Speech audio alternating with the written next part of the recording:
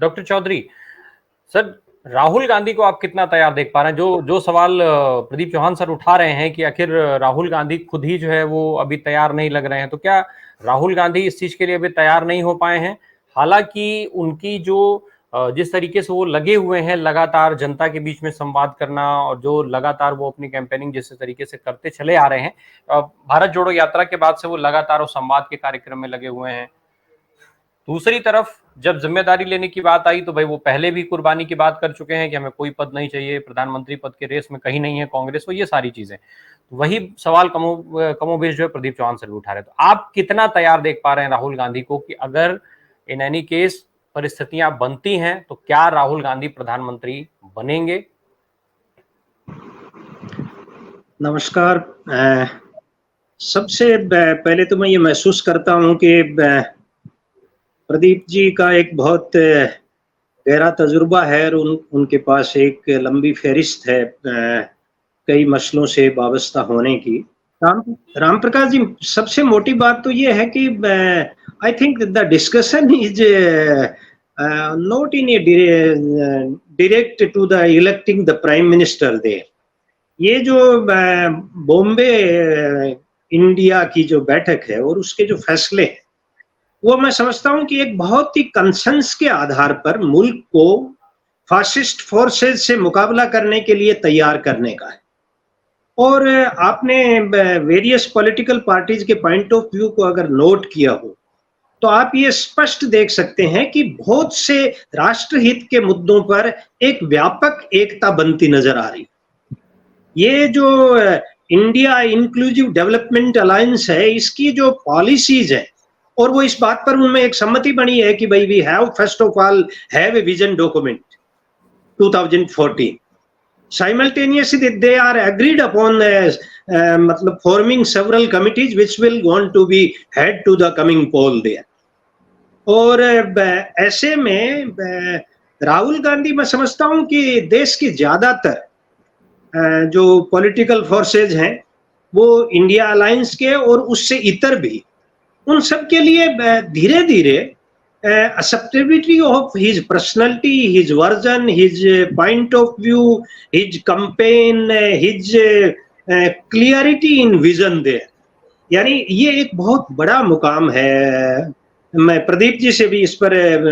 मुखातिब होते हुए कहना चाहता हूं कि कल तक शासक पार्टी और उसके जो अलाइज हैं वो राहुल गांधी को बहुत ही योस्तई तौर से ले रहे थे कि साहब उनका मजाक उड़ाया जाता था, उनमें नॉन सीरियसनेस की बातें की जाती थी और उन पर कई सारी तोहमतें और सवालात खड़े किए जाते हैं। लेकिन ये जो इंडिया अलायंस इंक्लूसिव डेवलपमेंट का गठन, इसमें वेरियस पॉलिटिकल फोर्सेज को एक मंच पर लाना, एक मंच पर लाने के बाद में कंसेंस बनाना, इस मुद्दे पर कांग्रेस अध्यक्ष की, श्री खड़गे जी की और राहुल गांधी की जो पहल है उसको भी हम किसी भी सूरत में सेकेंडरी नहीं कह सकते। ये बात जुदा है कि भाई जब कोई सवाल ऐसा खड़ा होगा कि whom will going to lead the India alliance there as a PM's face there, इस पर अभी बात नहीं हो पाई है। और मैं ये समझता हूं कि यूपीए के दरमियान, यूपीए फर्स्ट के दरमियान बहुत सारे मुद्दों पर सबसे पहले मिनिमम कॉमन प्रोग्राम बनाने की बात होती है और कालांतर में जब ये कंसेंस बन जाएगी तो उसके बाद में जो नेचुरल चॉइस होगी। हाँ, मैं प्रदीप जी की इस बात से पूरी तरह सहमत हूं कि Rahul Gandhi is not seen to be in any hurry to becoming the prime minister they. अगर कांग्रेस और उसके जो पार्टनर्स हैं उनको ऐसा लगेगा कि this is not a right time where they have to claim for the PM's post there, तो मैं समझता हूं कि वो इससे विलग भी हो सकते हैं। लेकिन ये एक बहुत सुकून की बात है कि देश में एक तरह से कहा जा रहा था कि साहब बिल्कुल अब तो एक वन वे तरीके से चल रहा है and whom will going to oppose the Narendra Modi there। ऐसे में ये जो एक वाइबल अल्टरनेट मुल्क में बन रहा है, ये हमारी जमहूरियत की बहबूदी के लिए मैं समझता हूं कि एक बहुत खुशकिस्मती की बात है। साइमल्टेनियसली डेमोक्रेसी में जब आप एक वाइबल अल्टरनेट जब तक नहीं होता है, मैं समझता हूं कि पब्लिक ओपिनियन फॉर्म होने के लिए और एक लोकतंत्र की बहबूदी के लिए, जमहूरियत की सशक्तता के लिए ये जरूरी है कि पॉलिटिकल फोर्सेस के बीच में एक कॉमन अंडरस्टैंडिंग बने। कॉन्स्टिट्यूशन पर जिस तरह के हमले हैं, मुल्क में एक नेफरिज्म को फैलाने की जो सूरत हाल है, दलितों और अकलियत को एक कॉर्नर में धकेलने की जो योजना है, एक हॉरिजेंटल एक बदलाव करने की, एक नया देश बनाने की और हिंदू राष्ट्र की तरफ ले जाने की जो उनकी एक छिपी हुई हिडन एजेंडा है, उसके लिए इंडिया अलायंस ने एक बेहतरीन विकल्प तैयार किया है और वो आने वाले समय के लिए मैं समझता हूं कि हम सब के लिए एक बेहतर सूरत का इस्तेमाल करेगा। Thank you ji. Doctor Chaudhary sir, जो चेहरे की बात आ गई, क्योंकि चेहरे को तय करके चुनाव लड़ने की परंपरा बहुत पुरानी तो है नहीं, कोई ऐसा वो तो नहीं था कि पहले से कि ये चीजें संवैधानिक हो कि भाई आप पहले चेहरा घोषित करिए फिर चुनाव लड़िए। ये परंपरा तो आखिर भारतीय जनता पार्टी की शुरू की हुई है। अटल बिहारी वाजपेयी के समय पर चेहरा घोषित हुआ, उसको लेकर के चुनाव में ये गए और फिर चीजें बढ़ी। उसके पहले जब भी कांग्रेस की सरकारें रही या अन्य दलों की सरकारें आई तो कभी ऐसा नहीं रहा मेरे ख्याल से कि प्रधानमंत्री के लिए चेहरा पहले घोषित किया जाए, फिर चुनाव में जाया जाए, लोगों को बताया जाए कि भाई हाँ इनको प्रधानमंत्री बनाएंगे, आप इनके लिए वोट करिए। ये जो प्रेसिडेंशियल इलेक्शन वाला सिस्टम है ये भारतीय जनता पार्टी लेकर आई। तो फिर भारतीय जनता पार्टी, आखिर लोग सवाल उठाते हैं वो ठीक है, पर भारतीय जनता पार्टी की तरफ से ये सवाल बार बार क्यों उठाया जाता है भाई हमारे देश में प्रेसिडेंशियल इलेक्शन नहीं है, तो फिर उसको लेकर के ऐसी चीजें क्यों की जाती हैं? देखिए रामप्रकाश जी, आपने बहुत सही बात कही है। मैं ये महसूस करता हूं कि भारत के चाल चरित्र और चेहरे को सबसे पहले समझने की आवश्यकता है। हमारा मुल्क विविधताओं से संपन्न एक मुल्क है और इसमें इसका फेडरल जो कैरेक्टर है वो इसकी सबसे बड़ी खूबी और खसूसियत है। इसमें एक किस्म की कोई कल्ट ऑफ द पर्सनैलिटी के बिहाफ पर हम लोग इस मुल्क का आकलन करना शुरू करें तो ये न्यायपरक नहीं है। हमारे मुक्ति संग्राम से लेकर के आज हमारे देश की जो एकता और अखंडता महफूज रखने का जो सबसे बुनियादी संरचना है वो हमारे संविधान में इस बात को पुष्ट किया गया है कि भाई यहाँ पर केंद्र और राज्यों के बीच में एक साझा समझ का प्रयोजन पहली प्राथमिकता है। और संघीय लोकतंत्र की ये सबसे बड़ी खुसूसियत होती है कि हम विभिन्नताओं के बीच में, डाइवर्सिटीज के बीच में हम एक कंसेंस बनाने की एक संस्कृति डेवलप करें। और इस लिहाज से आप जनता पार्टी से पहले का अगर फॉर्मेशन देखें तो हम सब ये महसूस करते हैं कि इस देश में बहुत सारे ऐसे क्षत्रप हुए हैं, चाहे वो प्रधानमंत्री पद का चेहरा नहीं थे। कांग्रेस में तमिलनाडु से, दूसरी जगह से कामराज प्लान, ये सारी चीजें अगर हम सबको याद हैं तो हम ये महसूस करते हैं कि कांग्रेस में equal footing there are several leaders.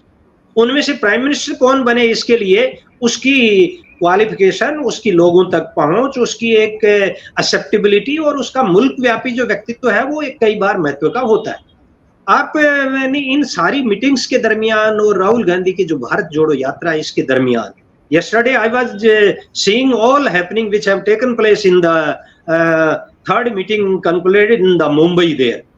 जिस तरह से राहुल गांधी सीनियर लोगों का अदब करते हैं, जैसे कोई मंच के सामने से सीनियर लीडर निकलता है तो वो अपनी सीट से खड़े होते हैं।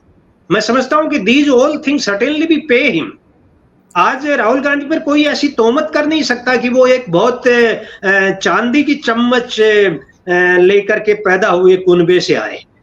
वो जिस तरह से आम आदमी के साथ जुड़ते हैं, वो किसी मुफलिसी में रहने वाले घर में जाकर के उनके साथ बैठ करके और उनकी खान पान की सूरत का हिस्सा एकदम से बन जाते हैं। इसी तरह से इस इंडिया अलायंस में, इंक्लूसिव डेवलपमेंट अलायंस में राहुल गांधी ने अपनी फोकल पॉइंट की सूरत को यूं प्रोजेक्ट नहीं किया है, बल्कि लोगों के साथ घुल मिल कर वो जिस तरह से, चाहे वो पवार साहब की कल जिस तरह से इस थर्ड मीटिंग से पहले एनसीपी पर जिस तरह की तोहमतें की जा रही थी, इस पूरे डिस्कोर्स के दरमियान हर कोलिशन पार्टनर ने पवार के प्रति जिस तरह का अदब दिखाया, मैं समझता हूं कि इसको हम we can not compare this India alliance with Janata Party and their merger there. Merger जैसी अगर सूरत इख्तियार करने की अभी से सूरत हाल खड़ी कर दी तो मैं समझता हूं कि this is very premature and this will not in the enhance of the democratic system there. सब पॉलिटिकल पार्टीज अपना काम करें, उनकी अपनी जो खसूसियत और खासियतें उनके आधार पर, उनके जो इश्यूज हैं उनके आधार पर वो जनता के बीच जाएं, अपने अपने इलाकों में जनता के साथ जुड़ें, उसको महफूज करें और उनका एक कोडिफाई, मैं समझता हूं कि कॉमन मिनिमम प्रोग्राम के आधार पर विजन 2024 के आधार पर लोगों की जो विविध विभिन्न समुदायों के बीच में सामंजस्य बिठाने की जो महती आवश्यकता है, उसके आधार पर देश की जो संस्थाओं पर हमले और हमारी डेमोक्रेसी की बुनियाद को कमजोर करने की जो सूरत, देश में एक हॉरिजॉन्टल जो बाइफर्केशन करने की जो इतर चाल चलने की कुचेष्टाएं हैं, उनका मुकाबला करने के लिए इंडिया अलायंस का ये जो तीसरा कॉन्क्लेव है, कॉन्फ्रेंस कन्वेंशन है, उसने पूरे देश के लोगों में एक एंथुसियाज्म डेवलप किया है। और भारतीय जनता पार्टी ने जिस तरह से वन नेशन वन इलेक्शन की बात लेकर के और ऑल ऑफ सडन पार्लियामेंट का जो विशेष सत्र बुलाने की घोषणाएं, और ये सब इस बात की बौखलाहट को दर्शाती है। तो मुझे तो इस बात को लेकर के राम प्रकाश जी बहुत तसल्ली है कि देश में लोग जुड़ने लगे, जुड़ेगा भारत, जीतेगा इंडिया। ये एक बहुत बड़ा लोगो है जिसके आधार पर मैं समझता हूं कि एकदम से all of sudden we can not expect कि भाई everything have to be decide in a one meeting there. एकदम से बहुत सारी चीजें नहीं हो सकती हैं, लेकिन तसल्ली बख्श तरीके से सब लोगों की वैचारिक जो पृष्ठभूमि है उसके मद्देनजर एक सामूहिक समझ पैदा करने का ये इस मीटिंग का जो फैसला है, वो कालांतर में देश की लोकतांत्रिक और जमहूरियत की मजबूती के लिए लिहाज से मुझे अच्छा लग रहा है। और इसमें इन नेताओं के बीच में कोई कंपटीशन नहीं है। There are several equal footing people. They have all capability and ability to lead the nation as a PM there. So मुझे ऐसा लगता है कि आने वाले समय में इंडिया अलायंस का भविष्य उज्जवल नजर आता है। डॉक्टर चौधरी, आपको नहीं लगता कि ये आप इसको कैसे देखते हैं कि जो जल्दी चुनाव कराने की बात आ गई, फिर एकदम से सत्र बुला लिया गया, तो वो भी कहीं ना कहीं इसमें उसका भी महत्वपूर्ण भूमिका है कि तुरंत ये चीजें हो गई कि बहुत जल्दी अब सीट का बंटवारा जो है वो तय कर लिया जाएगा, कमेटियां फटाफट फाइनल कर ली गई, उसमें एक भूमिका इसकी भी मानी जानी चाहिए। बिल्कुल साफ बात है कि भाई अगर आपको एक सशक्त वायबल अल्टरनेट देना है जो मुल्क के एक स्टेब्लिश सिस्टम को उखाड़ फेंके, तो फिर बिना देरी किए आपको इन मुद्दों पर तसल्ली बख्श फैसले लेने होंगे। और कल की मीटिंग के बाद में हम लोग ये महसूस करते हैं